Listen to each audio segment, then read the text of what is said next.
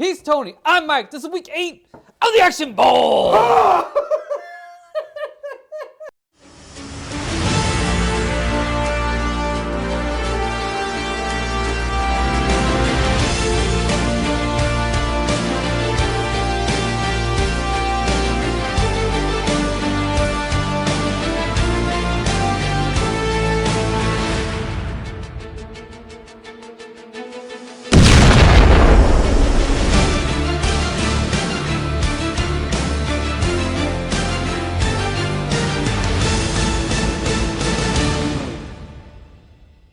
Week 8 of the Action Bowl has hot girl-on-girl action as Charlize Theron squares off against Michelle Rodriguez.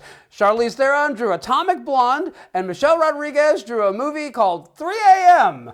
Who are we talking about first? Let's do Atomic Blonde first. All right. Well, I was actually, I was going to say, first off, this is actually directed by one of the 2 guys that directed the first John Wick film. Oh, okay. So Makes sense. if this film Makes complete feels sense. particularly competent, that would be why. Second off, I'm going to say this. This movie has one of the greatest 80s soundtracks I have ever heard on a film ever.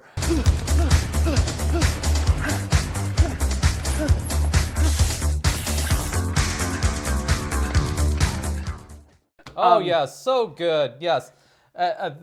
The soundtrack helps propel this film, and some of the choices they make are spot on. Some a little too on the nose, but overall, I mean, it's pretty damn good. I'm going to say, I think the on-the-nose ones, and I know exactly what you're saying, I think the on-the-nose ones were picked specifically so that people that weren't of our generation would actually get that, yeah, this is an 80s, this is set in the 80s. Because the whole premise of the film is, it is a big spy thriller that is set right around the same time as the Berlin Wall is coming down. Mr. Gorbachev, tear down this wall.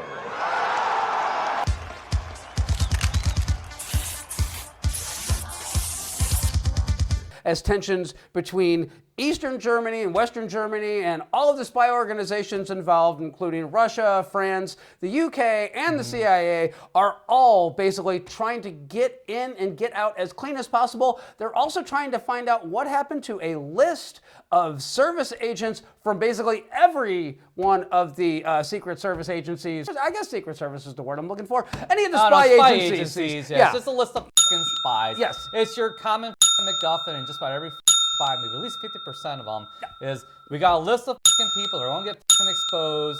We got to get the list one way or the other. The list contains every active clandestine officer, all their shady deals.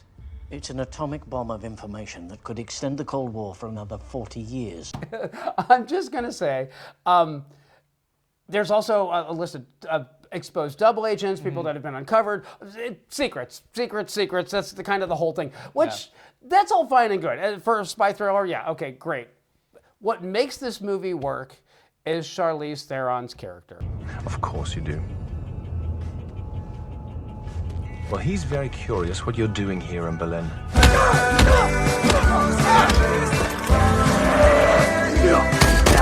Because you're basically following her, and then she has this whole thing going on with Percival, who he is a spy for MI6, but they're not quite sure exactly how loyal he's been because he's done some shady shit. Who's Percival? David Percival. He's our #1 in Berlin. He's your point of contact now. Without an embassy to look after him, Percival has gone somewhat native. Feral. Berlin is the Wild West. And if that bloody wall comes crashing down, we don't want to be under it. And while he's like, hey, I had to do it, I'm fooling the Russians, I'm fooling the Israelis, I'm fooling the Americans, I'm just trying to keep this in-house, but if there are certain things I got to do that are unsavory, well, it's complicated. It's I'm just going to say this is a movie that you can't just watch when the action scenes are going on, because there's so much going on in the conversations that if you miss any of it, it's going to fall apart in your head really quickly, because there's a lot going on. There is something I need to tell you. It has to do with your friend Percival. Plus, there is a asset from East Germany who basically has memorized this list, and again, another classic MacGuffin for a spy film. Quickly, this way. Tell me you made a copy. I memorized it. You memorized it? Every single agent on that list? Every Wednesday you visit the Penny Lane brothel, your favorite girl is Margot, her real name is Maria. Maria? Give me some thoughts. So the action is great in this movie, and it'll reflect in my scores when I give them later. What isn't quite so great is the storyline. And again, the MacGuffin, the list. Yeah. Well, it turns out what's his face ends up getting shot anyway.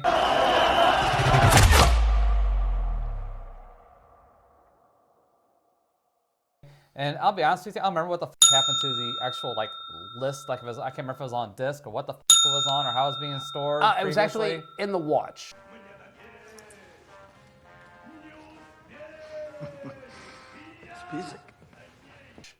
That was it. Yeah. It was in the watch. So the fact that I forgot that detail is very telling about this script. There are some smart parts in it, though. And some of the characters are really interesting, like Percival. Yeah. We've been in the trenches long enough to know that at times like this, Berlin has its own set of rules. I can give you information that will keep the balance. Now, are you in or out? James. James McAvoy. James McAvoy. So. He plays a good spy, because you don't know what the hell he's doing. No. Even up to the very end, was he really playing for the other side? Was he not playing on for the other side? I think he didn't know himself half the time if he was playing for the other side or not. I'm going to lean to the fact that he was dirty and wasn't really playing on the straight and narrow. Actually, he wasn't. If you're paying attention, because I was glued to this movie the entire time, and I had seen this once before, and I was just kind of like, it's okay. Wait, what? He wasn't like he... Actually, no. What it turned out was that he was playing all sides against the middle, yes, but he was a loyal MI5 spy, and Charlize Theron's character. Well, she was shoots satchel. him. She shoots him. Yeah. She actually is MI6. And then you think, oh, okay, she's actually not MI6. She's actually a Russian spy. She's a double agent. Список. Молодец. No, it turns out she's not even a Russian agent. She's a CIA agent. Yeah. And that's the whole thing. She basically got in there, got out of there, and she made it look like it was everybody's fault but the United States. And that was exactly the whole point of this. Yeah. So it was a complex, weird situation. And there's a lot of twists and turns and a lot of shit to wrap your head around and a lot of shit to keep track of. And again, if you walk away from this film at the wrong 60 seconds just to go to the bathroom or get something to drink, you're going to come back and be like, what the hell did I miss? No, not really. Because if you stayed in for the last 5 minutes, you got all that. Flight time to Langley, 11 hours and 37 minutes. Cleared for takeoff. Let's go home. That sounds good. Everything you just said is covered in the last 5 minutes of the movie. Sure. So, but no, you're wrong. But I'm just going to disagree and say, because here's the other thing too. There's the guy that they're trying to get out of East Germany. He's the one that actually gave them the file. They're trying to get him and his family out. And you know that the Russians are going to make an attempt on his life, and you're trying to kill him. And so all that is going on while they're trying to get him across the border during the East German protests about bringing the wall down. And then when the Russians fail, because Charlize Theron's character had a great idea, hey, let's use umbrellas and obscure everybody so nobody can actually tell where he's at. We should be able to get us safe then. And then James McAvoy shoots him.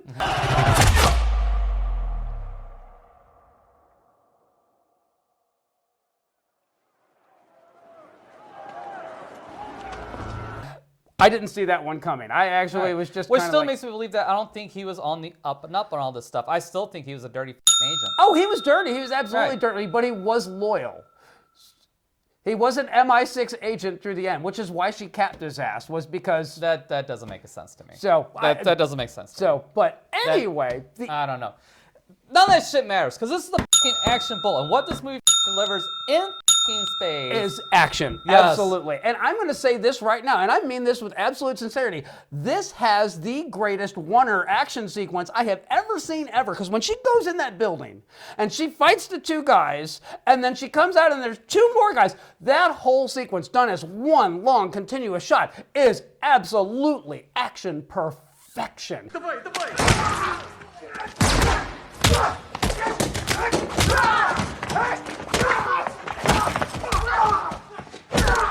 It is one of the most brutal looking fights I have ever seen. And it is so damn satisfying. And it walks the tightrope of the Tony Jaa thing. She gets her ass kicked, but she defeats her opponents smartly, intelligently.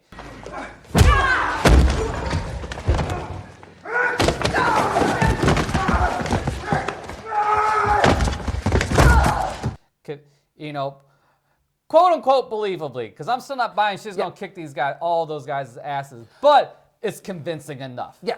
I was gonna say, like when it gets to the end, there's like the guy that she picks up the hot plate and she doesn't swing for his head, she cracks him in the knee.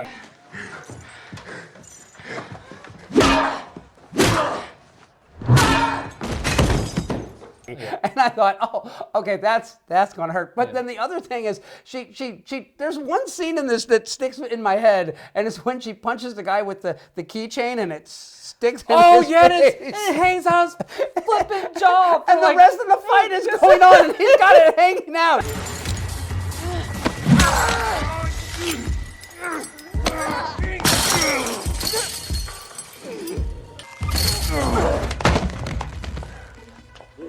And then the fight's over with, and he slams her down to the ground, and he reaches up and pulls it out. And it just, I felt that. I love that. It was such a great scene, a great detail to keep that in there the whole time. And you know, brutal. the other thing is that this movie mixes the action sequences up. It's not the same thing over and over again. It's not like a long, drawn out, brutal, fight scene because. Except for at the end. Well, I was going to say, when she that scene is every bit of 10-15 minutes. Which scene in the building. Oh, okay, because when she goes to the Russian hotel, when she goes to the hotel and she's meeting with the other Russians, that sequence is over with in like 60 seconds, where she kills everybody in the room and then walks out. So like it's fast, but it's followable. And the other thing is, and here's why I really enjoyed this movie so much. They didn't do shaky cam. They stayed away from making it impossible to follow. As a matter of fact, the camera work in this film is every bit as good as the choreography for all the fighting and all the scenes. Absolutely. So the action is delivered in this movie, hands down, undeniably. Well, shit. So I was satisfied with the story. You apparently thought it was a little too convoluted. So I want to hear your scores on this one. There we go. So, plot's a 5. It's perfectly serviceable. Okay. There's nothing it does that's like super crazy, super whatever. I do believe it's a little convoluted. You're kind of left like, well, again, I still don't know if James McAvoy is clean or dirty. I'm assuming it's dirty. I don't know if I need every single little twist there for Charlize Theron at the end, where it's revealed she's actually working for the Americans. It does go a little overboard on that one. I will say it's a little overwritten. It's not underwritten. It's way overwritten. So I agree with you on that. So I took some points away from that. Style, solid 7. There's action. There's good action. There's really good action. And you can, once you said John Wick, like it's obvious now that I could totally see it. Clean action. Entertainment, it's a 7. So even with the kind of hokey plot, I was still entertained. I was still hooked from beginning to the end. So that's a 19? Yeah. So, well, for me, those American Ninja numbers. I'm just gonna say that for Atomic Blonde, I gave it a 7. I thought it was. Yes, it's a spy thriller, which I'm a sucker for a spy thriller, but this one was well written. It was well represented. And this is a movie that could have been a muddled mess because there's so many characters representing so many interests, and everybody has their own thing going on. So pacing wise, the story, it's relentless. It's 2 hours, and at no point does this film ever feel like it's going on too long. But yeah, it is a little convoluted. It does drag itself down a little bit just because there's so much going on that you have to follow. For the style, I gave it a 9. For the action sequences, let's be honest, these are the best action sequences that we have seen in the Action Bowl thus far. I can't think of a movie that did it better than this. And it avoids the tropes of action scenes. Yes, it's very John Wick-esque, but John Wick kind of goes over the top in a lot of scenes, like because he's supposed to be the boogeyman. He's unstoppable, this force of nature. Charlize Theron's just a really, really well-trained spy, and it's played that way. She's not invincible. She gets hurt. She gets hurt just as much as she does hurting. So, and then for the entertainment, I gave it an 8. I enjoyed the hell out of this film. I'm going to say that, to me, this was actually our first great action film of the Action Bowl so far this season. So that gives me a score of 24 on this. Solid score. So coming up next, Michelle Rodriguez in 3 a.m. Stay tuned.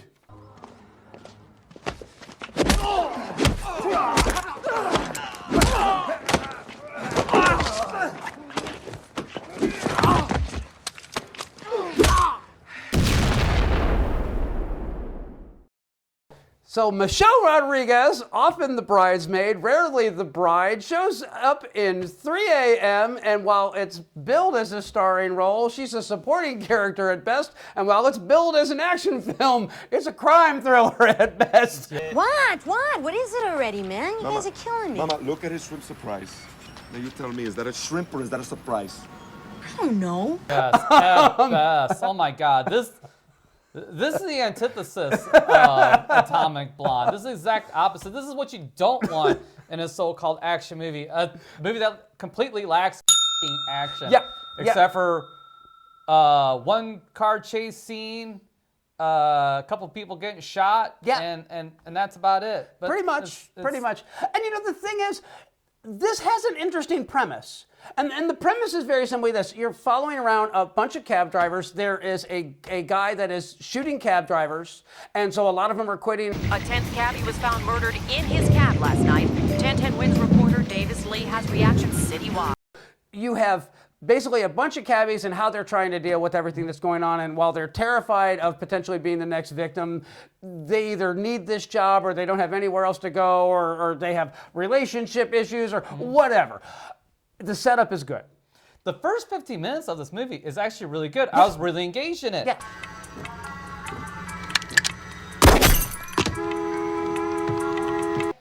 But it never delivered on its premise. No.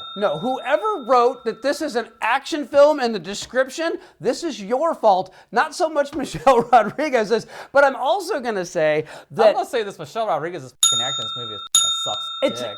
It's not particularly her strongest... It looks like she's smelling the bad farts of the whole movie. But yeah, the seat's a little sticky. Don't hurt yourself. Besides that, she's okay. Got the same look on her fucking face. It's awful. And Danny Glover does a fantastic job. From the championship team of the Knicks, 1969, to driving the cab. How'd that happen? Yeah, I was married 2 years and 7 months. When I blew my knee out, she packed her bags and left. And then the Pam Grier. Pam Grier's good in it. And then the other guy, the other cabbie driver. Carnival? Tommy I don't know what the fuck the his Italian name. one that took the money that they found in the briefcase, or the Russian one? No, the one from Russian Belarus. One. Yeah. That one's an interesting character. I think I love her. Yeah. She's so... Women are very expensive in this country, I find. There was meat here. Yeah. There was definitely, potentially, a really smart, interesting, well-done action film. And it just feels like crime thriller. Yeah, well, it just feels like they cut all the action out of it. I mean, like, that is legitimately how it comes off. Like, oh, well, that just seems too over top. We got to dial it down so that it's more realistic. And I'm thinking, no. This movie, like I said, you're absolutely right. The first 15, 20 minutes of this film, you're getting all this setup and you're thinking, all right, I'm in. I'm going to watch this through to the end. And then, you know, Michelle Rodriguez and like her whole bad fart smell face that she's got going on. And the fact that oh, she's these demons in people. Tú me das miedo. Tú quieres creer que estoy loca, pero yo sé lo que en verdad te da terror. Y si no lo estoy. Like, bitch, go see a shrink. There's something wrong with you. If you're seeing auras around people, you're either smoking really good weed or you need to see a doctor and get yourself on some lithium. And it's like a weirdo fucking like character trait. Why would you have that in this fucking movie? It doesn't make any fucking sense. It's stupid. She's supposed to be psychic? I guess. And then here's the real sin of this film. She gets that guy in the back of her cab and she sees the aura, the red, ominous aura. You don't think I'm like crazy or something? No, not at all. Never crossed my mind. What is it you see exactly? Ghosts in white sheets. Apparitions passing through walls. The undead. But it's there, Where? surrounding you. It knows you. And what exactly does it want from me? Nothing. It wants me. And she thinks, oh, this is the guy that's been killing cabbies. So she pulls over to the middle of nowhere and she shoots him and drags his body out into the woods. I am thinking about what is best for you. You've got to believe me, please. Between the two of us, we'll come up with a reasonable solution. And then her cab won't start. So Danny Glover shows up with the Belarusian guy, and they get her cab up and running again. And as the whole thing turns out, you realize that wasn't the guy that was killing cabbies. He had nothing to do with it. She just killed a man and left him out there. Danny Glover actually winds up being the hero of this film because the guy that's been robbing cabbies gets in the back of his cab. Hurry up, Pop! Sucker! Oh yeah, that's gangsta. And Michelle Rodriguez left the gun on the floorboards, and they basically have a quick draw competition, and Danny Glover wins. So kudos to him. Han shot first, and then the Belarus guy accidentally hits a small child. Yes. Yeah. Because him and this other cabbie are like. They had a fender bender earlier, and he ran from that particular fender bender. So when they meet up again later, there's the car chase. Really, the biggest sin about this is that in the end, there's really no consequences for everybody. Everybody gets off to this thing scot-free. Danny Glover doesn't die in that standoff with him and the killer. Doesn't even get wounded. Yeah, not at all. The Belarus guy, he goes. The Charlie Hiss gets away with minor injuries in the hospital, and then Michelle Rodriguez they don't find gets the guy. off scot-free. Gets off scot-free. So there's all this setup, zero payoff, zero consequences, and it's just you. So that's the appropriate responses, and that's the sad part. There is a good movie in here. There's a good idea in here. There is an intriguing thing here. The only other thing, the only payoff to this film is the lady that owns the cab company, and she's having a hard time getting a loan, and she winds up taking out a loan, and it turns out that the rates are like super high and the term is super short. It says 6 months. I can't pay this money back in 6 months. If you can't come up with the money in 6 months, don't worry. This place really will make one hell of a parking lot. So she's obviously not going to be able to pay it back, and so she's obviously going to lose her father's cab company to her brother's bank, no less, because he's the one that arranged the loan, and they're going to turn it into a parking lot. But the only saving grace of this film, the only payoff that has any sort of satisfaction, is that she actually... One of the cab drivers that gets shot earlier, his name is Singh. She gathers all of his belongings up and takes it to his now widow's home and drops the stuff off there. These were your husbands. Thank you. I'm sorry to wake you up. No, please come in. Come inside. And that's kind of it. It's. Wait, I don't even know what the just said. So what's the payoff? What's the happy ending? Payoff of that? The payoff is that she actually gets to meet somebody who's kind of like doesn't blame her for the cabbie getting killed. So that's it. It's not particularly satisfying, but it's the closest thing to closure with any of these characters that we get. No, it goes from what could have been a good crime thriller to just a straight up character study with a shitty and a bad payoff. Savage it. Go for it. Yeah, I want those numbers. I want those hard, brutal numbers. Plot's a 2. It's a 2. And the only reason why it doesn't have a 1 is because it did start off good. Yeah. It has the first 15 minutes are great. Style's a 3. I mean, it's shot well enough. Yeah, whatever. But it's just kind of there in entertainment. It's a 3. It keeps you hung on long enough just to disappoint you in the end. So this is an 8. Probably being generous. I want to give this thing a 0. I almost give this plot a 0. I'm just going to say that I'm glad to actually see you give what I feel are appropriate scores to a film for the first time, because you've been way too generous. For the plot, I gave it a 4. I gave it a 4. I gave it a 4 because strongly written characters, good setup. There's a lot of meat there that they could have gone a million different directions with. They just happened to chose this one. Yeah. For the style, I gave it a 2. And I'm going to tell you why I gave it a 2. Is it well shot? Yeah, but it looks cheap.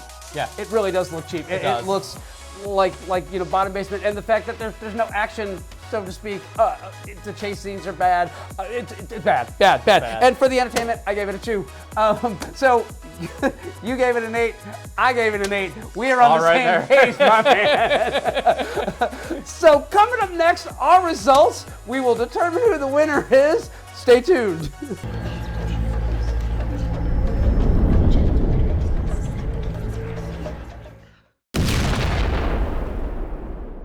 Some people said that she did not belong in this competition. I'm just going to say I should have listened. Michelle Rodriguez in what is obviously one of the most savage beatdowns that we have seen in this season of the Action Bowl so far. So for Charlize Theron, Atomic Blonde, I gave it a 24. You gave it a 19. That gives us an average score of 21.5. And Michelle Rodriguez, 3 a.m., I gave it an 8. You gave it an 8. We both feel like we're being generous, and that's really all there is to say about this. So hey, Michelle Rodriguez, do you see little red sparklies around my eyes? Am I evil? Oh, that's your best one. That's your best one ever. Appropriate. They can't all be winners, just like Michelle Rodriguez. So coming up next is our drawing for the first week of round 2 of the Action Bowl. Stay tuned. So our first matchup of round 2, Antonio Banderas, who won with the Mask of Zorro, against Mia Jovovich, who dominated with the Messenger. Who do you want to draw for? Did she dominate? Yes. Oh, absolutely. That week she did. She beat the crap out of Tony Jaa. I don't remember being like a straight up domination, but whatever. I just picked this up, so it's like so you'll be drawn for Antonio Banderas. All right. So Antonio Banderas will be represented by Gunshy. All right. I have never seen or heard of this movie, so. You and me both. Okay. I'm just going to say, I know Antonio Banderas has done a bunch of action films late in his career. I don't even know when this falls in his career, to be perfectly honest. So it promises to be interesting. At least we get to watch a movie we've never seen before. Well, and hopefully there's action, and I mean, gun is in the name. That's true. So. That's true. So hopefully it'll be let down there. Look, it can't be any worse than Assassins. That remains to be seen. All right, mic drawn for Mia Jovovich. And we have Three Musketeers. Now, there's several Three Musketeers movies. Yes. Which one is this? The one with Mia Jovovich in it. She plays my lady. I know that. I think this is actually. It's like the one with like Charlie Sheen and. There's one with Kiefer Sutherland and Charlie Sheen and all of them. I don't think it's that one. I think it's actually one of the more recent versions. I want to say it was, so I don't know. I know that it's the Three Musketeers. Now, the funny thing is this: 2 French period pieces. Yes, absolutely. You're absolutely correct. I didn't even think of it like that. But I'm also going to say there was 2 versions of the Three Musketeers in this one, and I think Charlie Sheen's Three Musketeers, well, it's somewhere in the bottom of the trash can. But yeah, so we're going to get to watch the other one. So I don't know what to say. I'm just going to tell you. Look, I love Mia Jovovich. Yes, you do. I'm going to try and score this as fairly as I possibly can, but if she shows up and she looks gorgeous and she delivers great action scenes, I'm going to probably go a little overboard with my scoring. At least I'm honest about it. I don't know how this is going to turn out. I won't know until I watch it. So. It's going to be your chance to get a review on two films we never would have watched any other way. Yes, this is true. So stay tuned for that. So Charlize Theron handily beats Michelle Rodriguez like a redheaded stepchild. That is it for round one. Pay attention to the brackets, who's going up against who. That's all coming up. It's only going to get better from here. We will catch you next week.